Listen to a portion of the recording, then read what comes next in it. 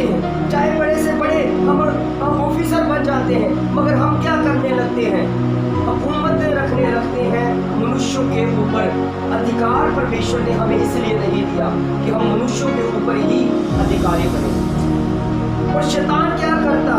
मनुष्य को अधिकारी होते हुए भी, संसार में अधिकारी होते हुए भी उन्हें भिखारी बनाता रहता, भिखारी बना रहता। जैसे हमारे भाई जो है अच्छी जॉब करते हैं, 40-50 हज़ार के आसपास इनकी सैलरी है, बढ़िया कमाई है, मगर फिर भी शैतान क्या कर रहा है? इन्हें भिखारी बना रहा, फिर भी कर्जदार बना रहा।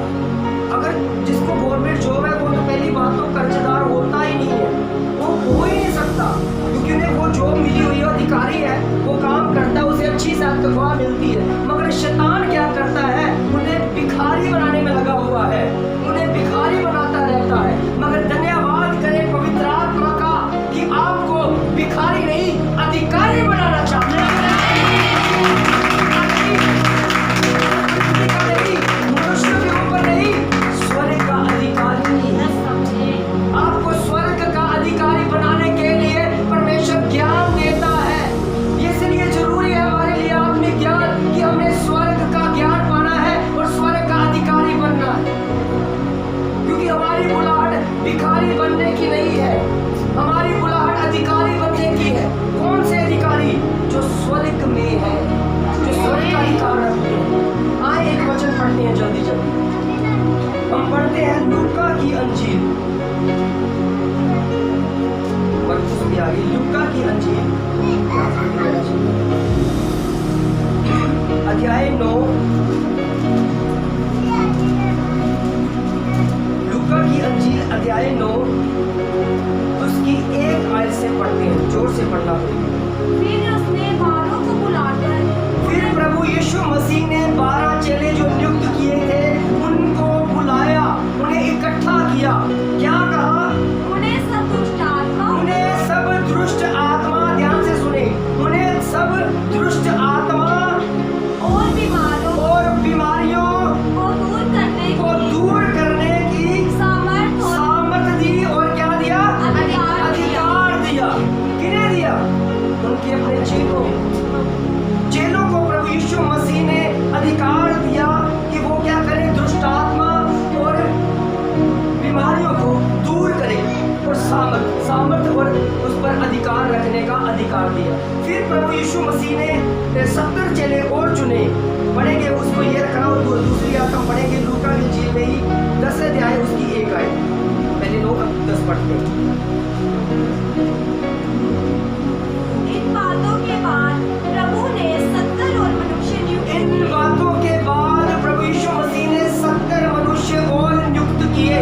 ये भी वही प्रभु के चेले हैं जिनको क्या किया? और जिस नगर और जगह को वे आप जाने पर था, वहाँ उन्हें दो करके जहाँ प्रभु यीशु मसीह जिस नगर में प्रभु यीशु मसीह आप जाने पर थे, उन्हें क्या किया? उन चेलों को 2-2 करके भेज दिया, 2-2 करके भेज दिया। इसलिए कि ये दुष्ट आत्मा और जो बीमारियां जिनको से क्या करें? दूर कर सके, लोगों के ऊपर क्या कर सके? उनको वचन दे सके, उन्हें छुटकारा मिल सके, उन्हें सामर्थ्य मिल सके। ये अधिकार परमेश्वर ने उस चेलों को भी दिया। जो 12 चेले थे उनको भी दिया, और जो 70 चुने थे उनको भी अधिकार दिया। मैं पहले यही बताना चाहता हूँ कि परमेश्वर आज भी हमें वही सामर्थ्य, वही अधिकार देना चाहते हैं।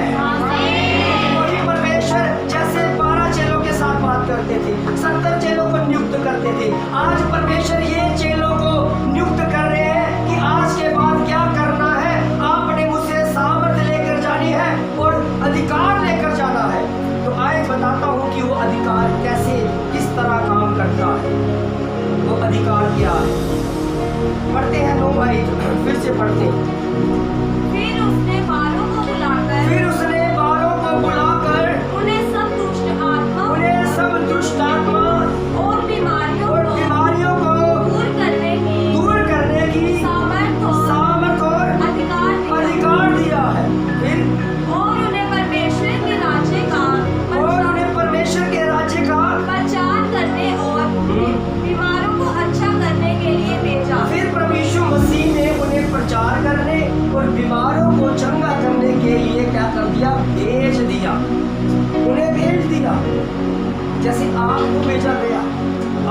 चंगे हो गए, अब क्या करने लगे, भेजे गए।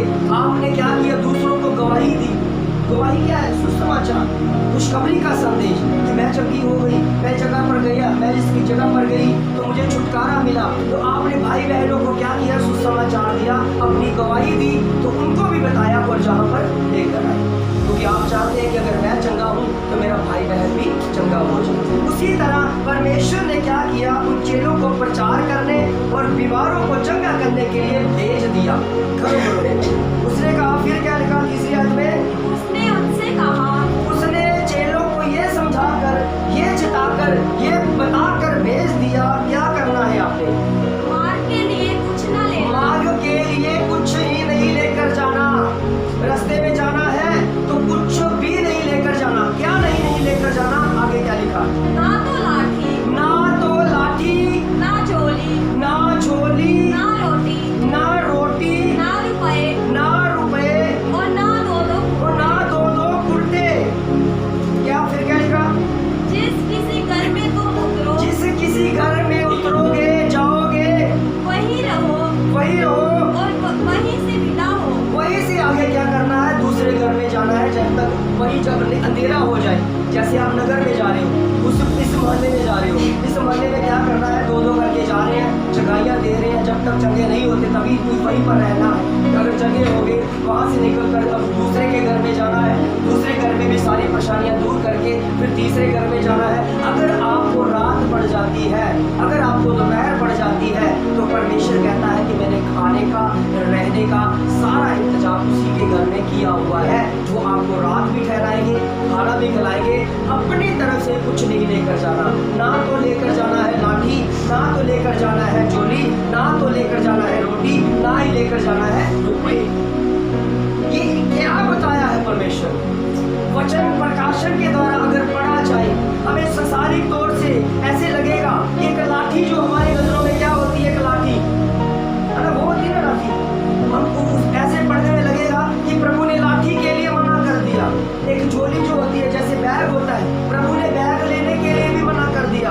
रोटी जो हम खाते हैं उनको भी हमने, प्रभु ने क्या कर दिया, मना कर दिया। रुपए जो है, पैसे जो है, उनको क्या करते हैं, हमारी नजरों में ये वाले पैसे होते हैं जो हम अपने पॉकेट में रखते हैं, तो इसको के लिए प्रभु ने मना कर दिया। मगर प्रभु का वचन आत्मिक है, प्रभु का वचन आत्मिक है।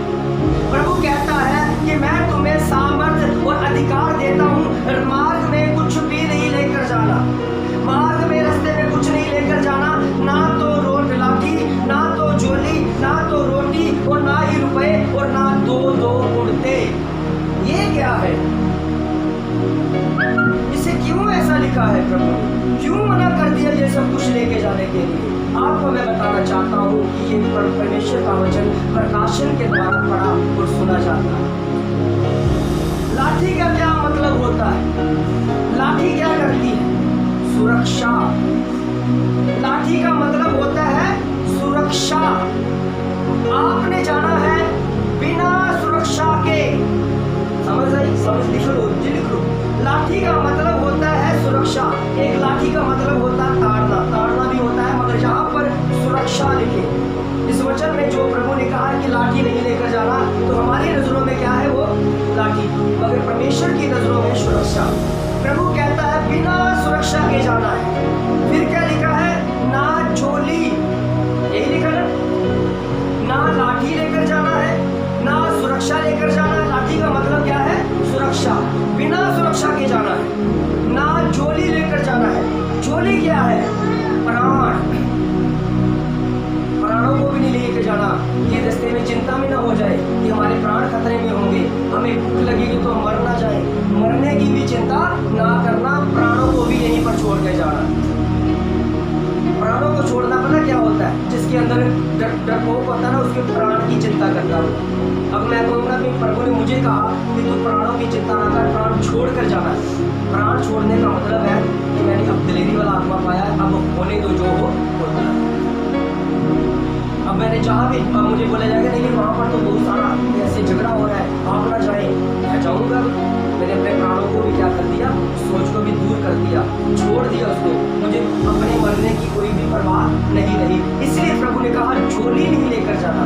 झोली क्या है, आत्मिक तरीके में झोली जोली होती है प्राण, प्राणों की भी चिंता ना करना, प्राणों को भी ऐसे साथ में ना लेकर जाना। कभी घबरा ना जाना किसी को देखकर, कोई गाली गलौज करेगा, कोई मारेगा आपको, तो उसकी भी चिंता ना करना, प्राणों की चिंता ना करना, कोई मैं मर ना जाऊं, ऐसी चिंता भी ना लेकर जाना। लिखा है ना लाठी लेकर जाना, लाठी का मतलब है ना तो सुरक्षा लेकर जाना है कोई भी, ना जोली लेकर जाना है। जोली का मतलब है कि आपके अपने प्राणों की चिंता भी नहीं करना, ठीक है। अब क्या लिखा, रोटी, रोटी का क्या मतलब होता है? रोटी का मतलब होता है शरीर, अपने शरीर को भी नहीं लेकर जाना कि हम क्या खाएंगे, क्या पिएंगे, कैसे रहेंगे, कोई चिंता शरीर की नहीं, जैसे भी हो। कई लोग पता क्या अपने शरीर की चिंता पता कैसे करते हैं, तो यहाँ पर तो गंदी पड़ी हुई है, साफ करानी अच्छी तरह, फिर बैठते हैं, कहीं गंद ना लग जाए। प्रभु कहता है कई जब कीड़े मकोड़े हो, जैसे कई बार होता है ना, किसी के घर में जाते हैं तो हम तो भोजन अच्छा करते हैं, जैसे पाते तो मक्खियों से जैसे कई के घरों में जाते हैं तो वहाँ पर मक्खियाँ भी होती हैं, बहुत सारी मक्खियाँ भी होती हैं। तो जब खाना खाने लगते हैं तो कई मक्खियाँ आ जाती है, तो खाने लगते हैं मक्खी को ऐसे करके, कई बार ऐसे हमें जाना पड़ता है, मगर हमें अपने शरीर की परवाह नहीं होती कि हमें इन्फेक्शन हो जाएगी, हमें ये हो जाएगा। प्रभु कहता है जिस घर में आप जाना है तो आपने शरीर को भी लेकर जाना, शरीर की चिंता भी नहीं करनी कि तो आपको कोई इन्फेक्शन, क्योंकि प्रभु जिन जिन घरों में भेज रहे थे वो गरीबों के घर में थे, उन्हीं के घर में परेशानियाँ, क्योंकि अमीरों के घर में आज तो आप देख लो परेशानियाँ होती तो है, परेशानियाँ होती हैं, मगर उनके पैसे का घमंड उन्हें झुकने नहीं देता, झुकने नहीं देता। मगर परमेश्वर कहता है जिन घरों में मैं तुम्हें भेज रहा हूँ, हो सकता है कि वो ऐसी गंदगी में रहते हो सकता है, क्योंकि गरीब है वो, बीमार है वो लोग, तो बीमारी क्या करेगी, बीमारी के नहीं हो सकता है कि गाँव भरे हो, मगर गाँव के आपको अपने क्या करना, हाथ रख के प्रार्थना करना गाँव के ऊपर, कहीं ऐसे सोच के नहीं आना कि वो जो इन्फेक्शन मुझे मेरे शरीर में ना हो जाए। इसीलिए प्रभु कहता है कि शरीर भी साथ में लेकर जाना, ये डर नहीं लेकर जाना शरीर का। जैसे कोई लोग डरे हुए कोरोना वायरस से, ये कोरोना वायरस को टच नहीं करना, मगर मैं कहता हूँ आप शरीर से क्या हो, आज़ाद हो, क्योंकि आपको डर नहीं लगता कि शरीर को ना लेकर जाना। आप शरीर लेकर नहीं आए हैं, आप आत्मा लेकर आए हैं, इसलिए आपको कोई बीमारी नहीं होगी। इसलिए प्रभु कहता है कि आपने क्या करना है, ना तो सुरक्षा लेकर जाना, ना तो लाठी लेकर जाना है, ना झोली लेकर जाना है, ना अपने प्राणों की चिंता लेकर जाना है, ना प्राणों की चिंता करना है, ना रोटी लेकर जाना है, ना अपने शरीर को लेकर जाना है कि जो आपको डराए, क्योंकि कई लोगों के जख्म इतने गहरे होंगे, कई लोगों के ऊपर कीड़े भी जो चलते होंगे, तो आपने क्या करना, हाथ रख के प्रार्थना करनी है, तो अपने शरीर की परवाह नहीं करनी कि कहीं उनकी इन्फेक्शन मुझे ना लग जाए, ये भी नहीं लेकर जाना, ठीक है। रोटी नहीं लेकर जाना मतलब है शरीर को लेकर नहीं जाना।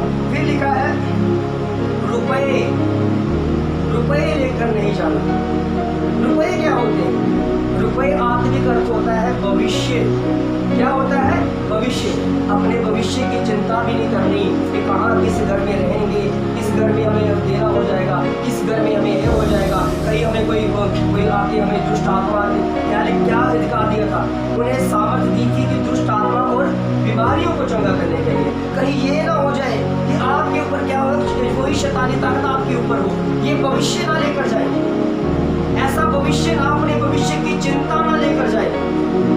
भविष्य क्या करता है? हमें डराता है। भविष्य क्या करता है? डराता है। कई लोग भविष्य जानना चाहते हैं, भविष्य दिखाते हैं, अपने पंडितों का हाथ दिखाते हैं, तो जब वो दिखाता है कि आपके आगे आने वाले कष्ट हैं, तो भविष्य ने क्या कर दिया? आपको डरा दिया। इसीलिए प्रभु कहता है भविष्य भी ना लेकर जाएं। अगर भविष्य लेकर जाओगे तो आपको क्या करेगा? डराएगा, आपको डरा देगा। इसलिए प्रभु ने कहा रुपए नहीं लेकर जाना। रुपए क्या होता है? भविष्य। आप अपने भविष्य की चिंता भी ना करना कि हम क्या खाएंगे, क्या रहेंगे, कैसे रहेंगे, और मेरे बच्चे कैसे जिएंगे, इसकी भी चिंता ना करना। जैसे आप कहीं गए हैं किसी दूसरे नगर में, तो आपके घर जो है, आप जॉब करते हैं, जैसे आपका परिवार है, तो आपको भविष्य में क्या है कि आपको चिंता है कि मेरा परिवार जो अकेला है, कहीं कुछ हो ना जाए, कोई गड़बड़ ना हो जाए, चिंता है ना। तो ये क्या है? भविष्य। ऐसी चिंता भी परमेश्वर कहता है नहीं लेकर जाना। ये परवाह भी नहीं करनी कि घर में बच्चे अकेले हैं या माँ बाप भविष्य में नहीं लेकर जाना, आपने सिर्फ क्या करना है, जाना है। और मार्ग में क्या लेकर नहीं जाना, ना तो लाठी, ना तो क्या लेकर जाना, सुरक्षा। दूसरा क्या लिखा है, ना झोली, ना प्राणों की चिंता, ना प्राण का लेकर जाना है। रोटी क्या लेकर नहीं, ना तो रोटी लेकर जाना है, ना अपने शरीर की चिंता लेकर जाना है, और ना रुपए, ना अपने भविष्य को लेकर जाना है। फिर क्या लिखा है, ना दो कुर्ते लेकर जाना है। कुर्ते क्या होता है, हमारी नजरों में ये कुर्ते, ये वस्त्र होते हैं, मगर परमेश्वर की नजरों में दो जीवन है, एक शारीरिक जीवन और एक आत्मिक जीवन। देखो, परमेश्वर की नजरों में दो कुर्ते क्या बोल दिया, तो उसको क्या लिखा गया है, दो कुर्ते नहीं लेकर जाना। उसका मतलब है कि ना तो आपने शारीरिक जीवन लेकर जाना है और ना ही आत्मिक जीवन लेकर जाना है। फिर क्या लेकर जाना है, फिर लेकर क्या जाना है? प्रभु कहता है कि मुझसे क्या किया, ध्यान से पढ़े, इसमें भेद है एक छोटा सा, कि क्या दे दिया प्रभु ने इनको, ऐसा क्या दे दिया था जिसके लिए प्रभु बिल्कुल भी टेंशन नहीं कर रहे। इनको परमेश्वर ने ऐसा क्या दे दिया था, इनको प्रभु ने कैसा अधिकार दे दिया था। अधिकार कहते किसको, ये कैसा अधिकार है जो बिना भविष्य, बिना लाठी, बिना प्राण, बिना शरीर, बिना भविष्य और बिना शारीरिक जीवन और बिना आत्मिक जीवन के जीना है। पहली आयत में क्या लिखा, फिर से पढ़ते हैं।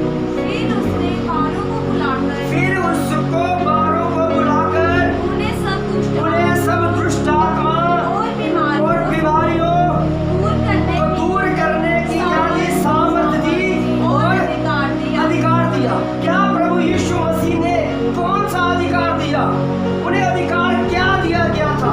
क्या प्रभु ने उन्हें कोई बुक दी थी? क्या प्रभु ने उन्हें कोई किताब दी थी? क्या प्रभु ने कोई उन्हें कोई मंत्र दिया था?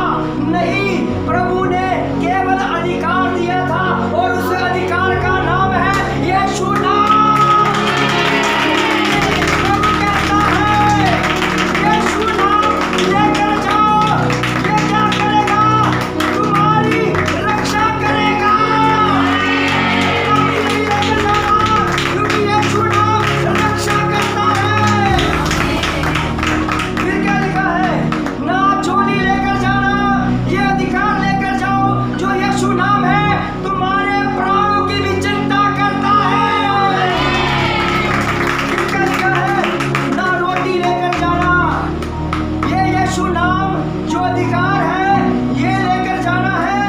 ये अपने शरीर की चिंता ना करना, हर जरूरत रास्ते में क्या खाना, क्या पीना, ये सब उस नाम के द्वारा आपको मिलता जाएगा।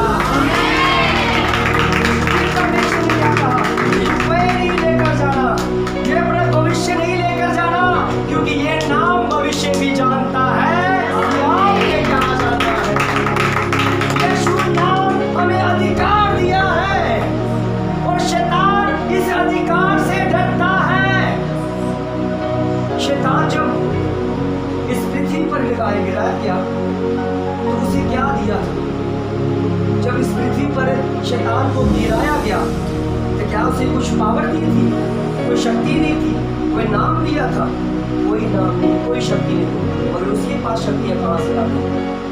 हमने दी, हमारा अधिकार उसे सौंप दिया। उसके आगे झुकने से प्रभु यीशु मसीह के जब परीक्षा हुई, शैतान कहने लगा, अगर तू मुझे धनवत कर, ये पावर तुझे दूंगा, ये नगर तुझे दूंगा। पावर क्या होती है? एक पदवी। जैसे प्रधानमंत्री क्या है पदवी, वो कहेगा प्रधानमंत्री बन गया, पूरा भारत मेरा, जो मर्जी चाहूँ कर सकता हूँ, जैसे चाहूँ मर्जी कर सकता हूँ। उस पदवी को वो क्या करना चाहता था, गिराना चाहता था। मगर प्रभु यीशु मसीह ने कहा, मुझे ये पदवी नहीं चाहिए, ऑलरेडी मेरे पास पदवी है, वो स्वर्ग की और पृथ्वी की दोनों की है।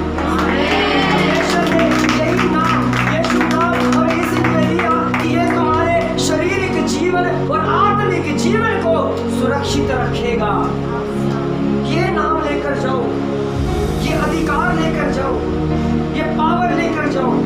तो आज हम किस अधिकार के द्वारा शैतान को डांटते हैं? प्रभु यीशु मसीह के नाम से, जिसने ये नाम अपने भीतर लिया है, जिसने इस नाम को पहचान लिया है, जिसने इस नाम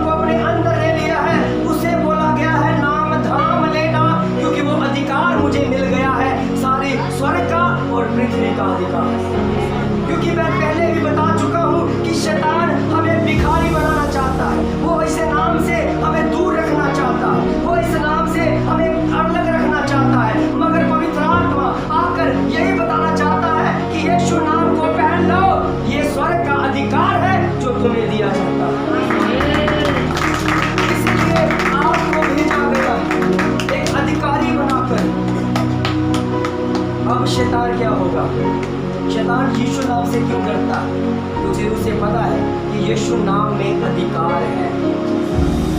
सिख लोग पगड़ी पहनते हैं, पगड़ी ऐसे पहनते हैं, वो कहते हैं राज करेगा खालसा।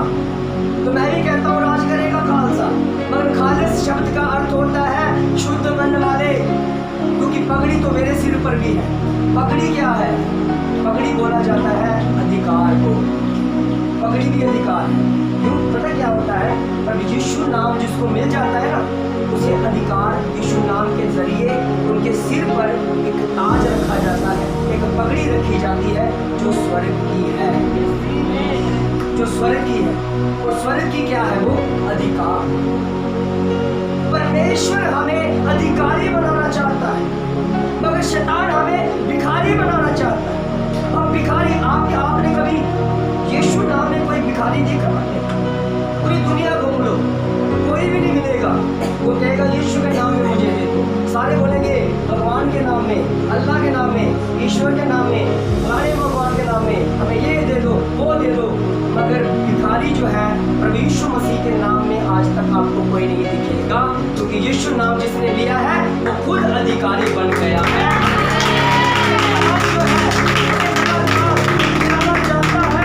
भिखारी बनाना चाहता है। शैतान जो है इस संसार का नकली अधिकारी है। जब आपको पता चल जाए कि मेरा अधिकार इस शैतान ने ले रखा है, मेरा अधिकार क्या है? शैतान ने ले रखा है, इसे छीन लिया है, तो आपने क्या करना है?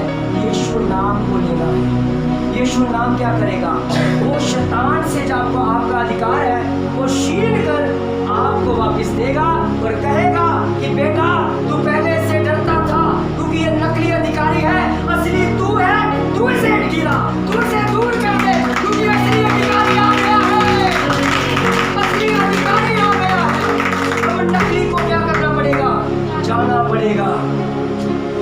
ये शरीर जो है ये परमेश्वर ने हमें दिया ताकि हम अधिकार रखें इस शरीर के ऊपर, मगर इस शरीर के ऊपर क्या है? शैतानी ताकतें, दुष्ट आत्मा, बीमारियों का अधिकार। जब आप इस नाम को अपने भीतर लेकर जाएंगे, उस नाम से आप खुद ही अपने अंदर दुष्ट आत्मा, अशुद्ध आत्मा, बीमारियों को डांट सकते हैं, उन्हें चैलेंज कर सकते हैं कि अब दूर हो जा, क्योंकि असली अधिकारी मैं हूँ, तुझे जाना पड़ेगा और चला जाएगा। इसलिए वचन में लिखा है कि शैतान का सामना करो, तो शैतान क्या होगा? आपको देख कर ही भाग जाएगा। क्यों? क्योंकि आप असली अधिकारी हैं इस स्वर्ग के और पृथ्वी के, दोनों के, शारीरिक जीवन और आत्मिक जीवन दोनों के, अपने भविष्य के आप अधिकारी, अपने भूख के, अपने प्राणों के आप अधिकारी। परमेश्वर हमें वचन ज्ञान इसीलिए देते हैं कि आप भिखारी ना बने, आप अधिकारी बने। आप ये ज्ञान लें जो आत्मिक है, आत्मिक ज्ञान लेकर आत्मा में क्या होगी? बढ़ोतरी होगी, आपको पता चले। इसीलिए प्रभु कहता है कि मेरे बच्चे ज्ञान ना होने के कारण नाश हो रहे हैं। इसलिए प्रभु का आत्मा भेजा गया कि आपको बचाया जाए। तो आपको क्या किया है? प्रभु ने नाम दिया है, अपना नाम दिया है, स्वर्ग का नाम, स्वर्ग का अधिकार का रखने वाला नाम। तो आज आपने क्या करना है? इसे लेकर जाना है, क्योंकि आप वही चेले हैं जिनको प्रभु क्या कर रहा है? वो नाम दे रहा है। अपने आप को छोटा ना समझो, अपने आप को इतना छोटा ना समझो। परमेश्वर ने आपको अपने हाथों से बनाया है, आपके अंदर उसकी सांसें, उसका प्राण है, उसका आत्मा है। इसलिए परमेश्वर कहता है आपको वचन दिया जाए कि आप असली अधिकारी बने और शैतान के बंधन को आप खुद ही तोड़ सके। तो आए परमेश्वर की महिमा के लिए अपने आप को तैयार करें कि ये वचन हमारे अंदर समा जाए, क्योंकि समय बहुत हुआ कि हम पहचान गए हैं कि हम असली अधिकारी।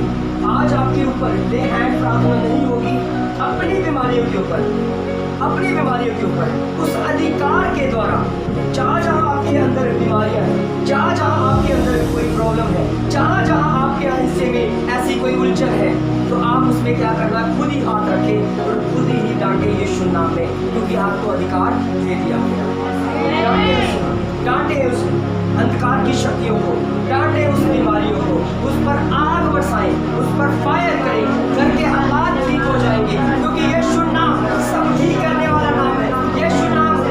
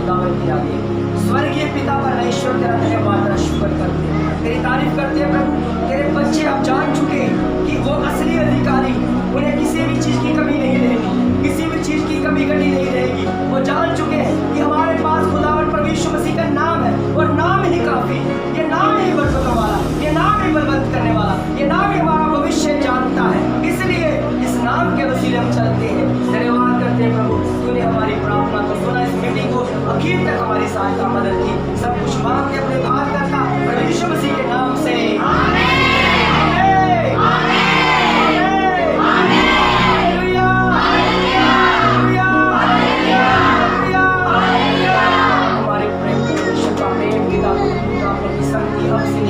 हमेशा तक होती रहे। आमीन।